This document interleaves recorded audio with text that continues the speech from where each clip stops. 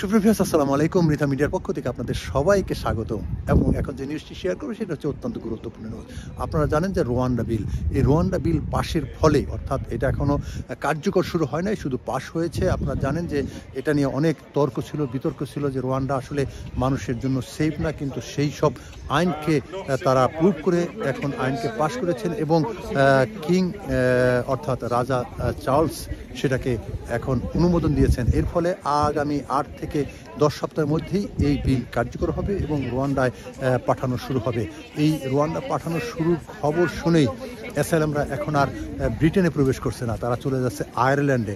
আয়ারল্যান্ডে এখন অতিরিক্ত লোক, এখন তারা দেখছেন যে নতুন করে অতিরিক্ত লোক তারা আয়ারল্যান্ডে অ্যাসাইলামের জন্য প্রার্থী হচ্ছেন এবং আয়ারল্যান্ড সরকার এখন নতুন করে আইন করতে যাচ্ছে যে এখন যারা আয়ারল্যান্ডে প্রবেশ করবে তাদেরকে সরাসরি আবার ইউকেতে ফেরত পাঠানো হবে।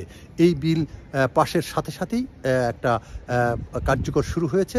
এজন্য ঋষি সুনাক মনে করছেন যে বিলটি তাদের কার্যকর হবে এবং নতুন করে কেউ আর নদীপথে বা সাগর পথে বা অবৈধভাবে ব্রিটেনে কেউ প্রবেশ করবে না। আজকে পর্যন্ত অবশ্যই ভালো থাকুন, সুস্থ থাকুন, নিরাপদ থাকুন। আল্লাহ হাফেজ।